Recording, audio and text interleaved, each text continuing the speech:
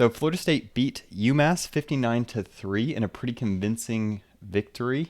There is no AB joining me today, so it is just me. Welcome to all those that decided to join the live stream. It's always great to have you guys here, have your questions. A few thoughts as people start filtering in. Florida State played the way you expect Florida State to play, right? They came out, took care of business. The phrase that immediately stands to mind when I watched this game was big time players make big time plays.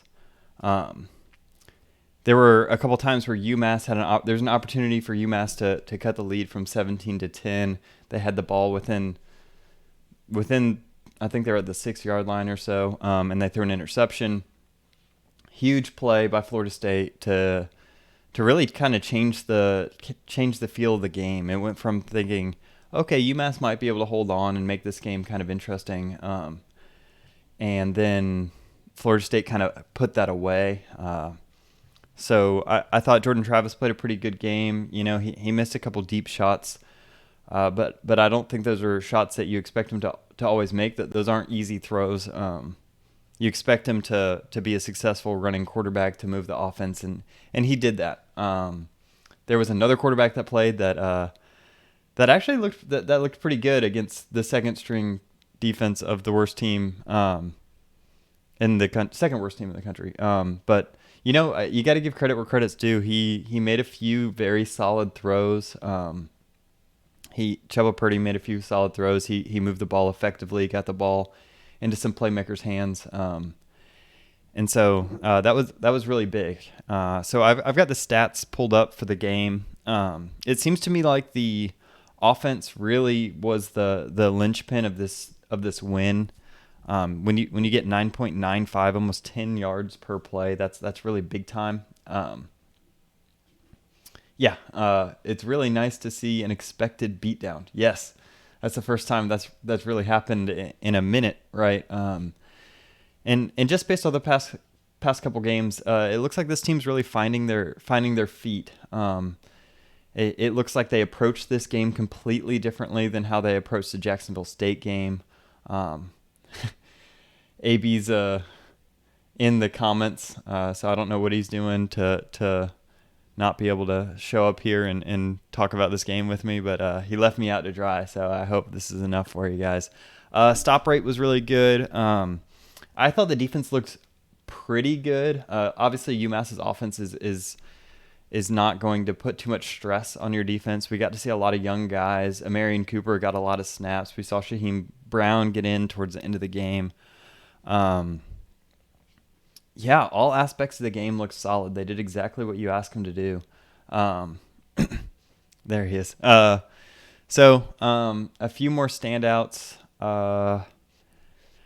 There were a couple things. There were a couple of times where I saw Jordan Travis. I was lucky enough to be at this game, and I watched a lot of the stuff you won't be able to watch on the broadcast view. There were a few times where Jordan Travis held onto the ball or just kind of threw it away or scrambled because the wide receivers weren't getting a lot of separation. What was nice was when Chubba Purdy came in, he started completing a lot of those shorter passes, moving the ball. Again, that was against the second, third string people. But that was a nice little look to the offense. That looked a little bit like what you expect a Mike Norvell offense to look like kind of in the future and as things go along.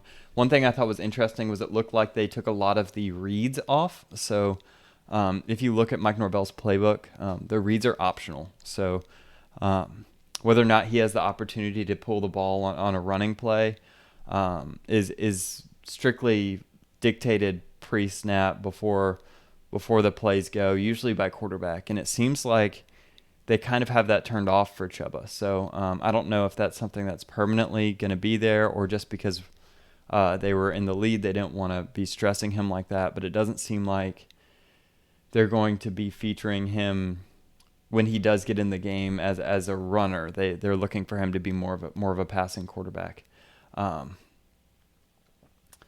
This is the first ACC team to go 0-4 and then win 3 straight. Is there any truth to that? I couldn't tell you. I do not have I do not have a stats book in front of me that have that specific of stats. I do not doubt that is a reality. You very rarely see teams go 0-4 and then 3-0. You don't usually turn it on, and usually ACC teams or FBS teams front load with an easier part of the schedule. It's kind of strange how this season has worked out, but I'd rather be 3-4 and have everything turn out the way it has than do the opposite and be on a 4-game losing streak right now. Setting the edge, yes. So a couple of the big runs that UMass was able to get off. So if you guys excuse me for a second, I'm going to jump here because this is how I like talking about football. So at first they did a lot of gimmicky things that I can talk about at a later time, but they were kind of running this formation a lot and kind of hoping that this guy hops over here and what have you. So this guy's ineligible. He was all day. You're kind of just taking this guy out of the game, this corner. And they got the edge a couple of times over here. I think that's what they were looking to do. And they were able to get the edge. So this is a concern moving forward. You would hope that our offense could keep UMass from getting the edge. They were able to get 4-point-something yards per play, which I think is a little bit too high for a game like this. You saw early on they had a couple of big plays, or a couple potential big plays, doing this weird thing where they would have, it was kind of a gimmicky formation where they would move their tackles out. And they're just kind of checking numbers. We did something kind of interesting here. We kind of trusted the box, and we cheated our ends out and had them rushing upfield if there was a screen pass. So that allowed us to kind of have less numbers. I heard people kind of in the crowd upset that, you've got a 3-on-2 over here, but you're basically taking away any sort of quick screen. And that gives your guys time to get underneath any sort of in-breaking routes out here. And you kind of know that they're not going to try to throw this ball downfield. So that was a thing that happened. It was an interesting development. They almost got a big play off the little screen and go. This corner got sucked up, and the safety was in no man's land. But ultimately, I think they did a pretty good job. You can't be upset with only 3 points given up. I think a few things can be cleaned up. They were able to get the edge on some running plays, get a few yards, a few chunk plays on screen passes. But ultimately, when all a team can do is get 2 or 3 chunk plays on you, that's not a consistent, reliable way to move the ball and win a football game. Let's see. A single stud receiver could be a huge get if we manage to grab someone like Coleman this year. 100% agreed.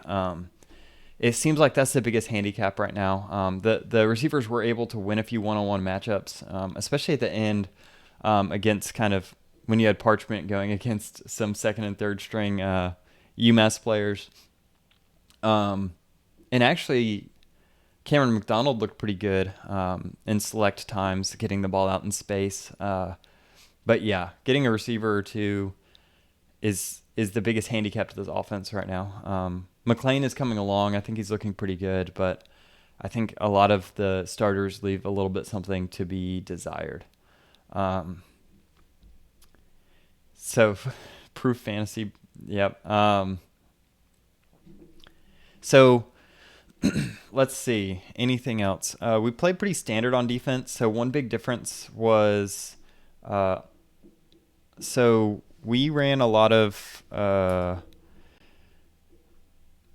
so sorry about this. We ran a lot of cover 4.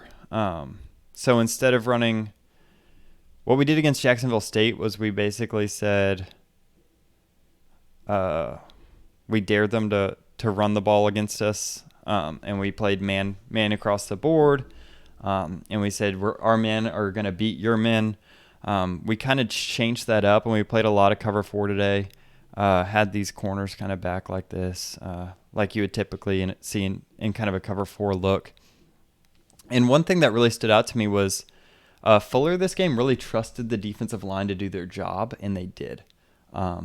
So you saw a couple of those gimmicks where they might get a big play or two because we have a light box and we're really trying to shut down any sort of passing game.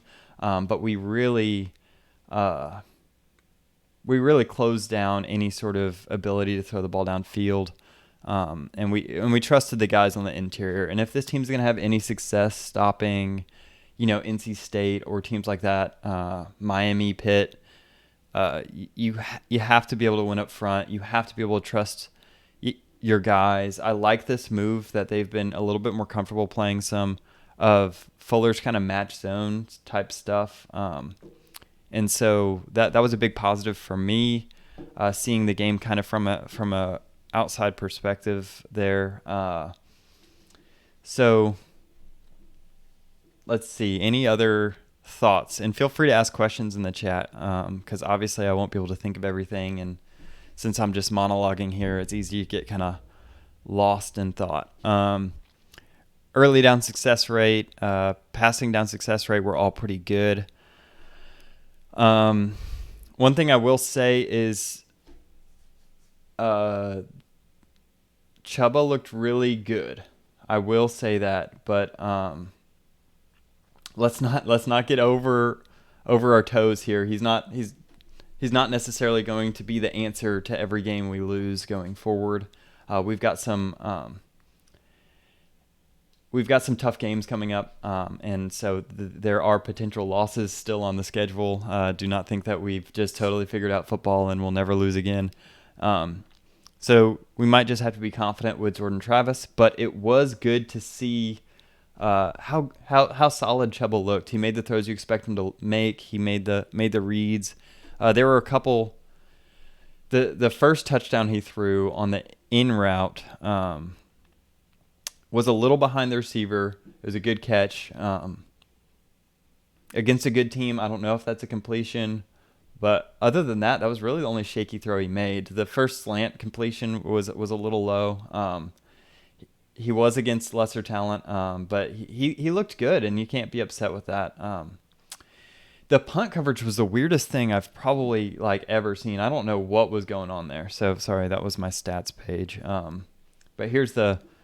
So I don't feel like changing these guys' labels, but we had, let's say, a punt, and then we had 3 guys back like this. I don't know what we were going for here, but I was kind of worried that they were going to just direct snap it at some point in time. I don't know if anybody else had this fear, because we were just way too light in the box. At any point in time, I don't know why we have 3 guys trying to return the punt, and then Helton dropped that one punt when it was punted right at him, which seemed to be the whole point of having 3 guys there. Yeah, the biggest red flag to me about this game was the loss of the special teams battle. There was, yeah, I mean that's it. To me, that's unexcusable. If I hop back and look at the stats, it seems like, let's see, they beat us in the special teams play. So if I look at the EPA, which is adjusted points, points added for all of the special teams play, they had 7.12 versus our 4.11, basically meaning that they outplayed us in special teams. That punter was pinning us inside the 10. But on those low punts within the 10, you kind of have to let those go. I know you're risking getting pinned deep, but there's got to be a set line where the guy no longer catches the ball. Yeah, Jordan Young caught that touchdown at the end. That was exciting. So he's been a kid in the program for a while. Haven't seen much from him. It was really good to see a lot of the kids get some more playing time at the end of a blowout. Sorry, my voice just cracked. But yeah, so I thought Cooper looked good all game. He got a lot of starter reps in there.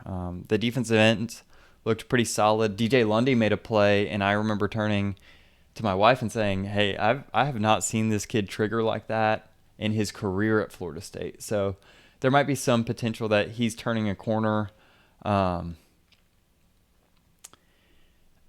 So I wasn't watching the broadcast, but Jeffrey Stegmeyer informed me that on the TV coverage, they put 3 back because UMass likes to snap and then wait a step to punt away from any returner. Okay, so they were hoping to hedge their bets on any returners. The kid was doing a lot of rugby style. I don't know if that was intentional, if he was shanking it, but it ended up working out for UMass pretty well. Again, kick return coverage is a big question mark. So despite being a should easily win game, how big of a confidence booster is this? Oof.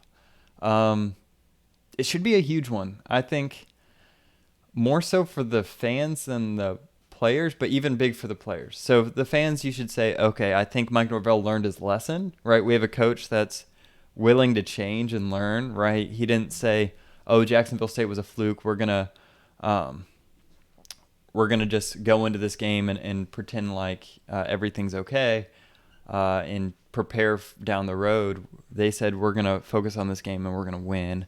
And I think to the kids that communicates, hey, when we spend our time and we focus, look what happens. Like the biggest blowout in years at Florida State. So that's a vote of confidence. It should be a vote of confidence for the kids moving forward. I think that for fans, yeah, we should be excited that there was change, that they looked good, that there was a solid play. 33, yeah. So 33, Amari Gaynor, to be specific, has gotten some heat on this Videocast because he is the kind of kid that has the world of potential. And so you're expecting the world of performance out of him. And when he doesn't live up to that, it kind of stinks. And for a long time, I felt like Amari Gaynor was kind of a microcosm for where this team is at. A kid that's incredibly talented, has everything you need in a linebacker, and just isn't in the right place at the right times. And so seeing him today make a few big plays, clean up a few things. The one thing you can say about the kid is he's a sure tackler. He looked good and he got a lot of run, and I think you can be proud of how some of the linebackers played today. Most of the linebackers played really well today.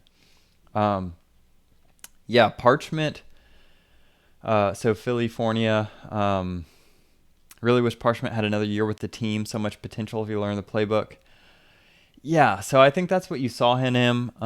But I think that at a certain point you need to start getting in kids that you can shape from the beginning. So maybe if Parchment was a true freshman next year, I'd be excited. But at a certain point, you want to start processing some new kids and some new blood, because you don't want to get stuck in this cycle of having to reuse and recycle transfers every year. And that's really a big roll of the dice. You could come up big, kind of like Miami did with Jalen Phillips at defensive end, or you could not come up big, kind of how Miami has no depth because of this kind of practice, and now you can see where they're at. So if we don't have any more questions, I think that pretty much covers it. I probably talked a little bit too long and repeated myself a few times, but I think it was a complete game. I think they looked really good. So how healthy is our O-line coming out of this? Sorry. How healthy is this O-line coming out of this game? I don't know. They looked pretty good today. Washington went down. I don't remember if I saw him going back in the game. So it really depends on that. Washington is a pretty big linchpin to have at that left tackle spot. But I wish I had AB. He tends to watch the offensive line more, and I tend to watch the coverage more, so we complement each other pretty well there. So I'm going to hop off here, but thanks for all that joined me on the live stream. AB should be, yeah, so Washington did come back. I'm getting confirmation now. So AB should be joining me next week, and so we will potentially watch a film review of this game this week. Probably watch a film review of this game this week. Thanks for joining me. This was a complete game, inside and out. It looked really good, really exciting moving forward. And I think that as Florida State fans, there's a lot that we can look forward to as the year progresses.